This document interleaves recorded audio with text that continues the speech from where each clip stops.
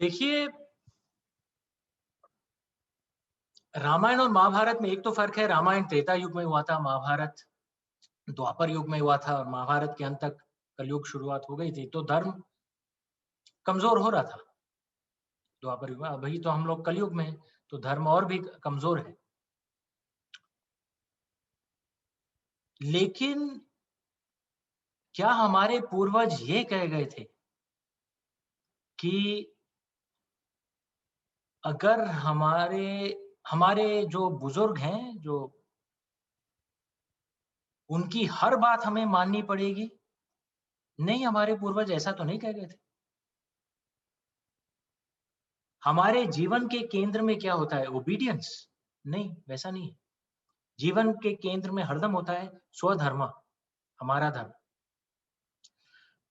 अगर बड़ों की आज्ञा का पालन करना आपके स्वधर्म के अनुकूल है, तो आप उनकी आज्ञा का पालन करिए। लेकिन अगर बड़ों के आज्ञा का पालन करना आपके स्वधर्म के अनुकूल नहीं है, तो आप उस आज्ञा को मत मानिए। क्या प्रभु कृष्ण हर बार अपने ज्येष्ठ भाई, अपने बड़े भाई बलराम जी की बात मानते थे? नहीं, कई बार उन्हें नहीं माना। क्या प्रभु श्री राम ने हर बार अपने पिताजी महाराज दशरथ की बात मानी? नहीं। उन्हें मालूम था कि महाराज दशरथ ये नहीं चाहते थे कि प्रभु श्री राम वनवास पे जाएं। लेकिन प्रभु श्री राम ने कहा नहीं, ये धर्म है, तो मुझे वनवास पे जाना पड़ेगा। तो एक तरह से उनने भी अपने पिताजी की बात नहीं मानी। तो हमारे जीवन के केंद्र में हरदम धर्म होता है, ओबीडियंस नहीं। तो जो भी युवा पीढ़ी है, उसे ये याद रखना पड़ेगा। लेकिन इसका मतलब ये नहीं कि आप डिसोबीडियंस हट के ऊपर करें, जिद के ऊपर करें, वो अच्छी बात नहीं।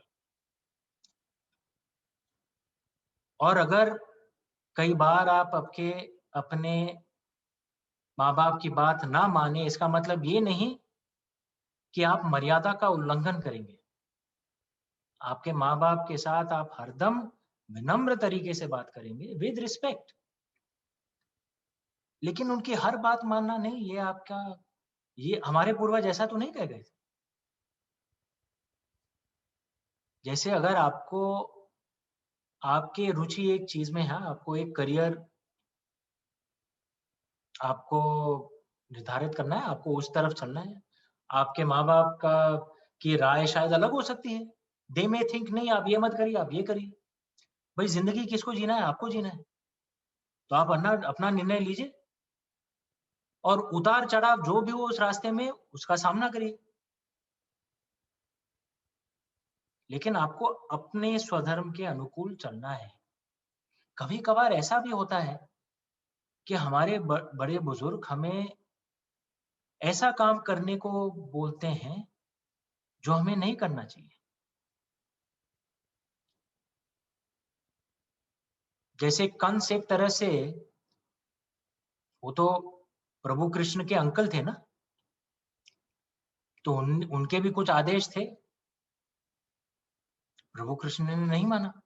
मैं ये नहीं कह रहा कि आपके माँ-बाप ऐसे हैं। मैं बस ये कह रहा हूँ कि हरदम ये याद रखिए कि आपको धर्म के अनुकूल चलना है। और 90% ऑफ द टाइम इसका मतलब ये भी होता है कि आप अपने माँ-बाप की बात मानें। लेकिन अगर जब वो 10% वो इश्यू आता है कि आपको अपने माँ-बाप के आज्ञा का पालन नहीं करना है, क्योंकि आपका स्वधर्म आपको कुछ और बोल रहा है, तो उसमें कोई बुरी बात नहीं है। लेकिन आप हरदम रिस्पेक्ट के साथ बात करेंगे। और मैं माँ-बाप को भी ये सुझाव शायद दे दूँ कि माता और पिता होने के का मतलब क्या होता है? आपका स्वधर्म क्या होता है? इसका मतलब ये नहीं होता कि आप अपने बच्चों की ज़िंदगी का हर निर्णय आप स्वयं लें, नहीं, इसका मतलब ये नहीं है। इसका मतलब है कि आप अपने बच्चों को ये काबिलियत दें कि वो खुद अपनी ज़िंदगी के निर्णय ले पाएँ। और जो भी आप निर्णय लेंगे, उतार-चढ़ाव होते हैं ज़िंदगी में। कभी-कभार आप जीतते हैं, कभी-कभार आप हारते हैं। ये होता है ज़िंदगी में। लेकिन ज़िंदगी में हारता वो नहीं है जो ठोकर खाता है। हारता वो है जो ठोकर का खा के फिर से उठता नहीं, वो हारता है। ठोकर तो हर किसी को मिलती है।